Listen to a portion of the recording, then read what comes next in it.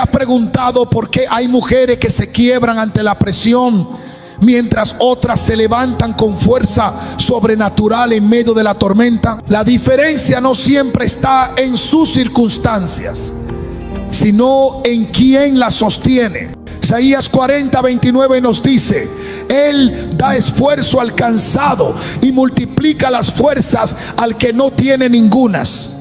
Esta promesa no es un consuelo pasivo, sino una declaración de empoderamiento divino para toda mujer que se siente al borde del colapso. Hoy profundizaremos en cómo dejar atrás la debilidad emocional y espiritual para abrazar la fortaleza que proviene de Dios. Te mostraremos cómo identificar los patrones que te han hecho vulnerable y revelaremos los pasos para transformarte en una mujer con propósito, visión y autoridad espiritual. ¿Estás lista para entender lo que Dios tiene reservado para ti? Desde pequeñas, muchas mujeres han sido enseñadas a callar su voz, a ceder, a no incomodar, a ser fuertes por dentro, pero sumisas por fuera. Y aunque la Biblia nos llama a ser prudentes, también nos recuerda que fuimos creadas con propósito, poder y autoridad. El problema es que muchas han confundido el silencio con la paz, la pasividad con la fe y la debilidad con humildad. Así, la fragilidad emocional se ha convertido en una identidad asumida, como si fuese parte del diseño original, pero no lo es. En realidad es una distorsión que el enemigo utiliza para mantenerte lejos de tu llamado. Segunda de Timoteo 1:7 nos lo aclara sin rodeos: porque no nos ha dado Dios espíritu de cobardía, sino de poder, de amor y de dominio propio. Este versículo rompe de inmediato con la idea de que la debilidad es algo con lo que debemos convivir. Muchas veces lo que tú llamas carácter tranquilo, Dios lo ve como territorio inactivo.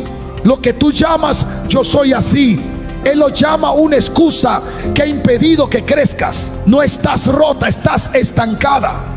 Y es ese estancamiento lo que el enemigo aprovecha para hacerte creer que no puedes más. Pero la verdad es que sí puedes, porque no se trata de tus fuerzas, sino de las suyas. La mujer del flujo de sangre, aquella que durante 12 años sufrió en silencio, es el reflejo de muchas que hoy siguen caminando entre la multitud con un corazón roto y una fe apenas respirando. Pero esa mujer, cuando dejó de justificarse y se atrevió a tocar el manto de Jesús, fue sanada.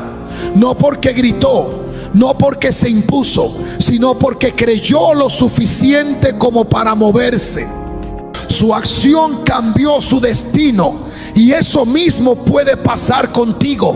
Hoy es el momento de dejar de explicar tus heridas como si fueran parte de tu naturaleza. No lo son. Son cicatrices de una batalla que aún no has terminado de pelear, pero no estás sola. Dios no necesita que seas perfecta, solo necesita que te levantes. Ya no más excusas, ya no más frases como no tengo tiempo, no soy suficiente, ya es tarde para mí. Porque mientras tú alimentas esas mentiras, el enemigo se fortalece. Pero cuando decides creer lo que Dios ya dijo de ti, su poder empieza a manifestarse. ¿Y qué fue lo que dijo? Que eres valiosa, fuerte, escogida y llamada para cosas mayores. El dolor no es el enemigo que debemos evitar, es el cincel con el que Dios esculpe la fortaleza de una mujer que ha sido llamada. Muchas huyen del sufrimiento como si fuera una señal de fracaso, cuando en realidad es el campo donde se cultiva la fe genuina. El oro no brilla sin el fuego, y el alma no madura sin la prueba. En Romanos 5, 3, 4 se afirma con claridad: también nos gloriamos en las tribulaciones, sabiendo que la tribulación produce paciencia, y la paciencia carácter probado, y el carácter probado queda 100 probado, sabiendo que la tribulación, sabiendo que la paciencia carácter probado, sabiendo que la tribulación, sabiendo que la tribulación, sabiendo que la tribulación, sabiendo que la esperanza. Esta no es una promesa de consuelo momentáneo, es una declaración del proceso divino que transforma lo roto en instrumento útil para el reino. Dios no forja soldados en tiempos de calma. Las mujeres que han sido llamadas a cosas grandes no surgen de ambientes cómodos, sino de escenarios donde solo la fe sostiene. El quebranto es una herramienta sagrada cuando se pone en manos del alfarero. Jeremías fue llevado a la casa del alfarero para observar cómo el barro que se dañaba en sus manos era vuelto a formar según lo que a él le parecía mejor. Así actúa Dios con cada corazón herido. No desecha lo que se quebró, lo rediseña con más intención. Y ese rediseño incluye cicatrices, sí, pero también un nivel de fortaleza que solo se alcanza después del valle. Jesús mismo en el huerto de Getsemaní sudó gotas de sangre, no porque fuera débil, sino porque en su humanidad abrazó el dolor como parte del cumplimiento de su misión. Lucas 22:44 lo registra con precisión. Y estando en agonía, oraba más intensamente, y era su sudor como grandes gotas de sangre que caían hasta la tierra. Si el Hijo de Dios no fue exento del sufrimiento, ¿por qué pensar que debemos evadirlo nosotras? No se trata de buscar el dolor, sino de no huir de él cuando es parte del camino que Dios ha trazado. La debilidad no desaparece con motivación humana, sino con revelación espiritual. Una mujer débil se resiente con la prueba, pero una mujer fortalecida por Dios la enfrenta con la convicción de que no hay lágrima inútil ni noche sin propósito. Todo lo que te ha dolido en manos de Dios puede volverse semilla de algo más grande. La voz que domina tu mente define el rumbo de tu alma.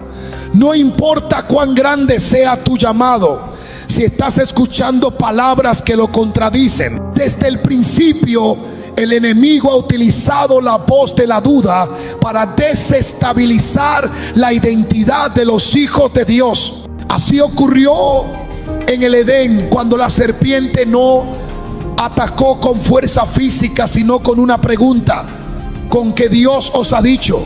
Ese susurro fue suficiente para quebrar la certeza que Eva tenía sobre lo que Dios había hablado. Así actúa aún hoy.